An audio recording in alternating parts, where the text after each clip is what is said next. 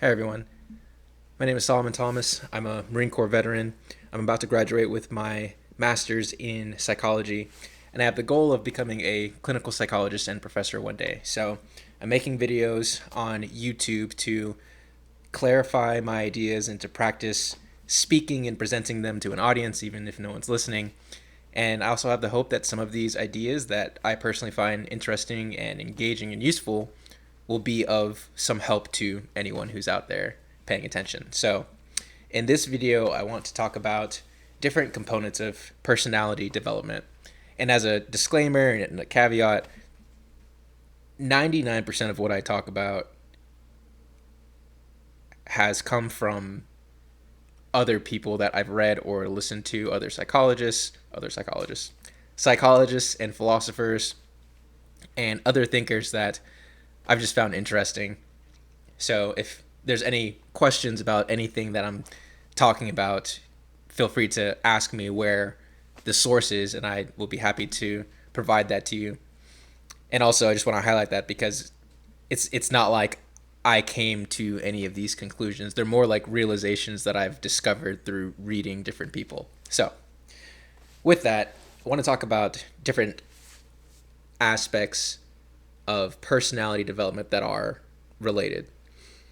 I'm interested in personality development for a few reasons, and one of them is the realization that developing your personality is probably the same thing as inoculating yourself against ideology.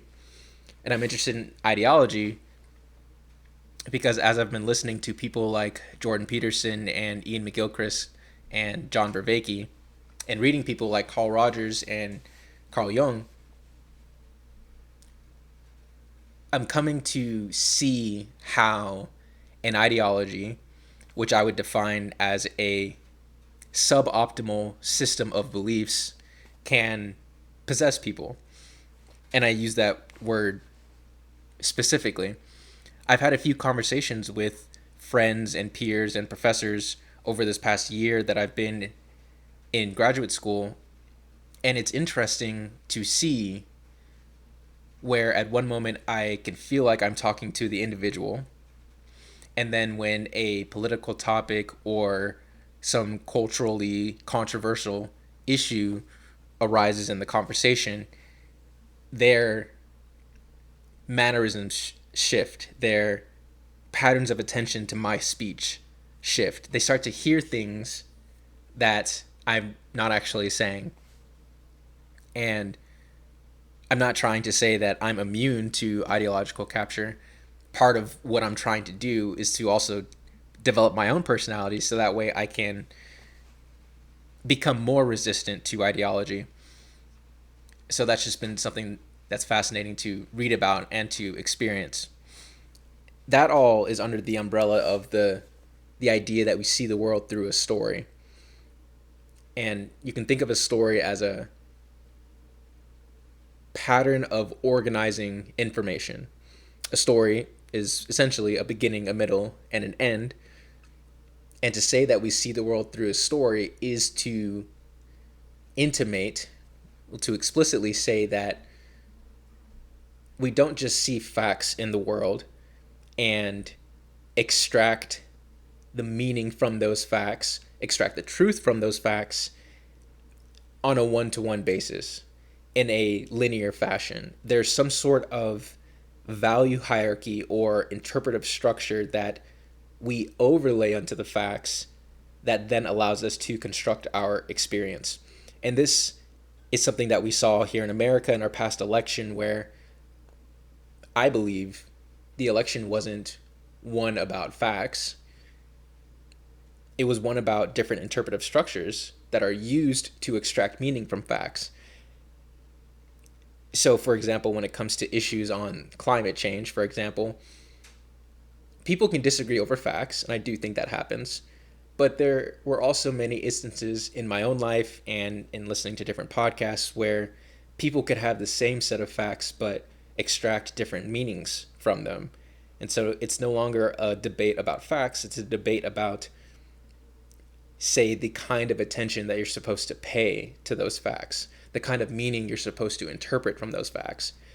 And that same type of conflict about interpretive structures can manifest itself psychologically and in intimate relationships. So if you and your wife are talking about how to do this specific chore, say how to wash dishes, you could say that the fact of dirty dishes is a fact or a set of facts. And you could disagree about doing the chores, which we could say is a disagreement about the facts, or you could disagree about the importance of doing the dishes or what those chores mean to you. And it could mean something that's very important to one person and something that's not so important to the other person. And so now it's no longer a discussion or conflict about the dishes in themselves. It's a discussion about the values that each person brings to the situation. And that's a different discussion, and it requires, to a degree, a different set of tools to navigate. So we see the world through a story. To me, that means that many of our interpersonal and psychological conflicts can arise, not necessarily because we don't have all the facts, but because of optimal and suboptimal patterns of attention that we bring to bear on the facts. And I think an ideology, generally speaking, is a suboptimal way to look at the facts. It's a suboptimal pattern of attention to bring to bear onto a situation. So the question becomes how to identify and resist ideological capture, and that's where personality development comes into play. So the three components of personality development that I want to talk about. The first component is understanding that you are a complex being. The second component is, given that you're a complex being, how can you best integrate those complexities into a harmonious fashion that enables you to accomplish your goals? And then the third component that I would want to talk about has to deal with differentiating your own thoughts and feelings from those of others. The third component, another way to think of it, is recognizing that you have a persona, an outward-facing mask that consists of your compliance with societal expectations, and integrating that into your greater psyche and not suppressing it nor over-identifying with the persona. So these are all related ideas, but let's go back to the first one.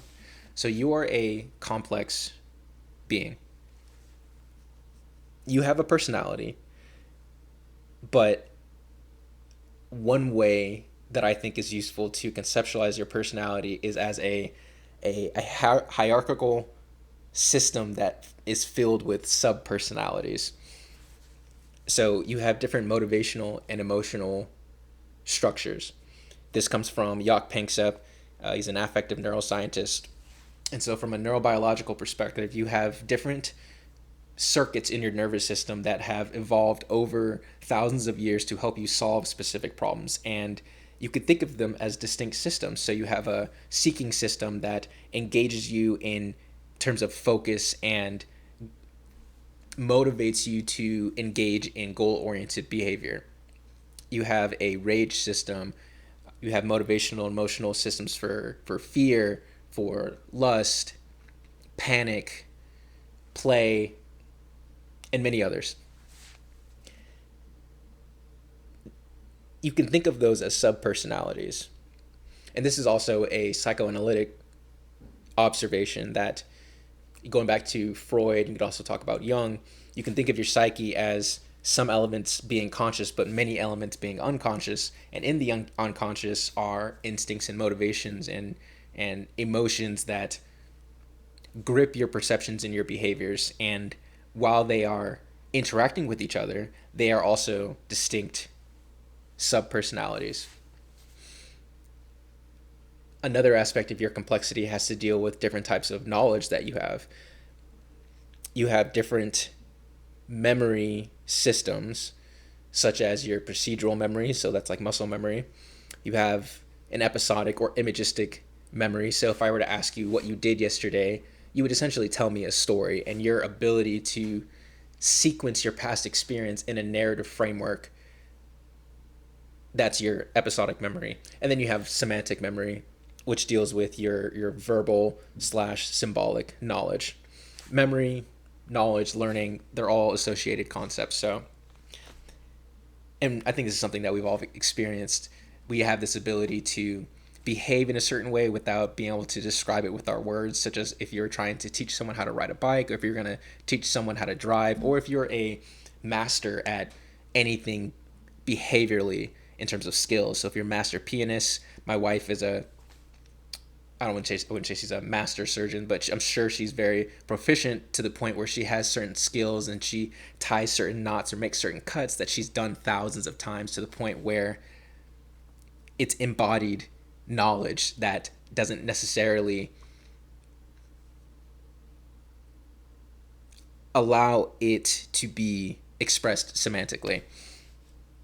So you have different knowledge systems. Those two examples are illustrations of your complexity and how your experience is not something that's rigid. It's not something that is necessarily transparent to you, nor is it something that's simple. And so part of personality development from my perspective is first acknowledging that you're like an orchestra. You're like a musical piece with different instruments that have their roles and different sections that have their goals and functions and timings. And there is a conductor that you could think of as the top of your personality hierarchy. You could think of it as you, perhaps, although that's not a good way to think of it. You are the music, but there are different functions and dynamics that have to come together in an integrated and holistic fashion to make up what we could think of as an integrated personality. And when we think of an unintegrated personality, you can think of a musical piece that just sounds off, where the timing's off, or one section is too loud or one section is too quiet and the audience doesn't really understand what's going on. And so that would be the equivalent of socially, maybe you're a little awkward. So the first step is, from my opinion, understanding that you are a complex being. Okay, second component. Once you know that you are a complex being with subpersonalities, a next step could be learning how to listen to all of those subpersonalities. So from the perspective of Jung, in your unconscious, you have archetypal expressions, which you could think of as patterns of being that have existed for a very long time, if not forever, that have a desire to manifest in your conscious. So we can think of archetypes. This might not be an exhaustive conceptualization, but we can think of archetypes as your motivations and your emotions. So we can pick anger as an example. Listening to your anger when your boss says something you don't like, or when your partner says something you don't like, or when you're scrolling on social media and you feel that rage manifest within you. Listening to it is not to suppress it, and it's also not to ignore it, nor is it to identify with it completely. It is to notice that you are having this feeling. Perhaps it's a negative feeling, perhaps it's a positive feeling, but it's giving it a voice. You want to be able to listen to those different subpersonalities, because if you suppress or ignore them, it is likely that they will find expression in other ways, perhaps in inappropriate or maladaptive ways. So this is, again, another psychoanalytic observation.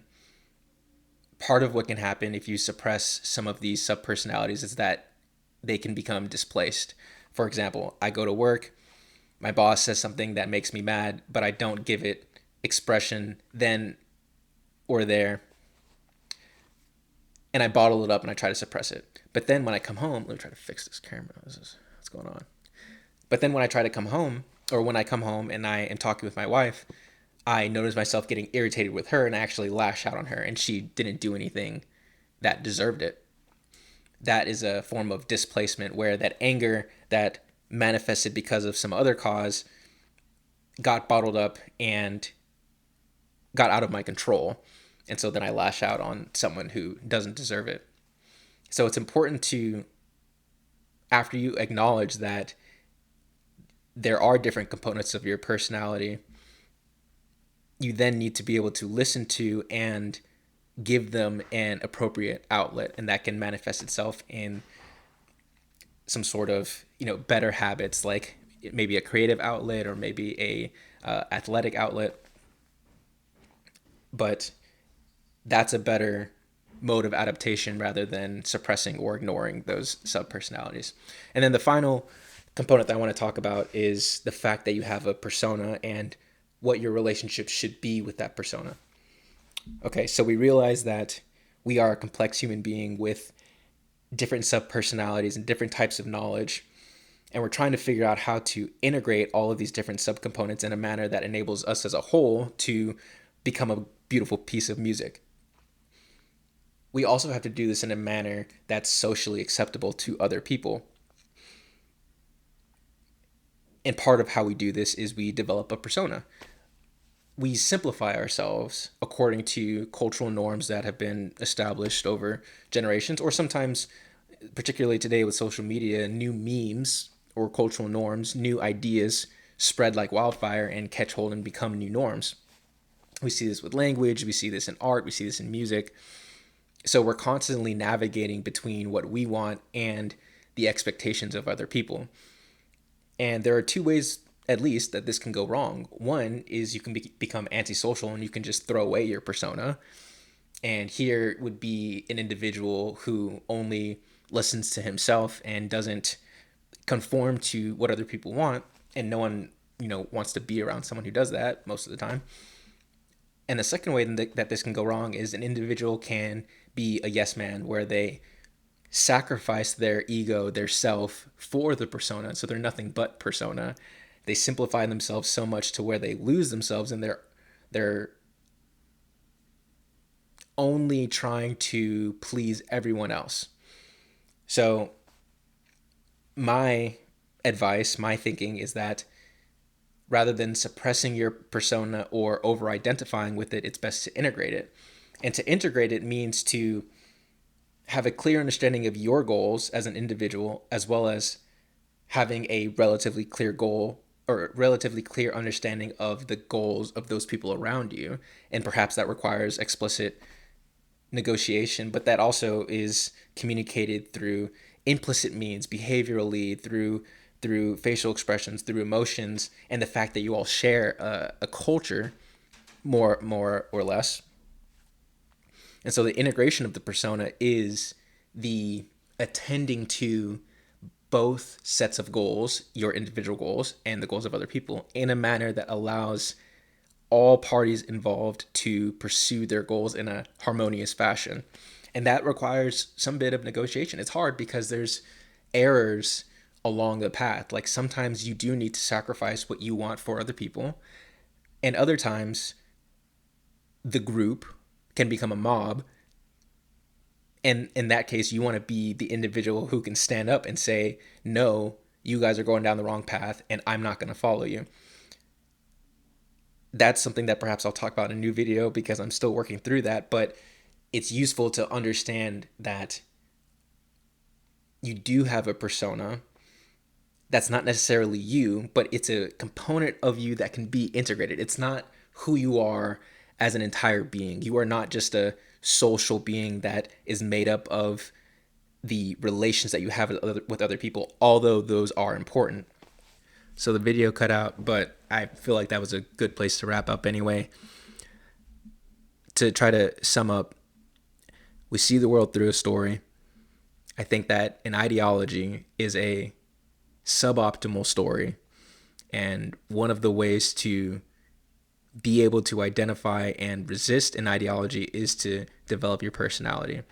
And the three ideas that I wanted to present in this video in terms of personality development have to deal with understanding that you're a complex, dynamic being that consists of subpersonalities that can create distress, but are actually, when harmonized together,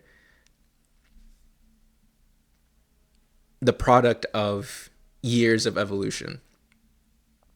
After realizing that you're a complex being filled with subpersonalities, it can be helpful to learn to listen to and to give an appropriate outlet to those different motivational and emotional systems. And finally, it's important to understand that you have a persona, you're a social creature, but you're not only a social creature. And so sometimes you're going to have to sacrifice your wants and needs for the group so that way you can comply to the social expectations of the community. But other times it's important for you to stand outside of the group and to assess the culture and see if things are going as well as you think they should be going or could be going. So thanks everyone for listening to the video, and I'll see you in the next one.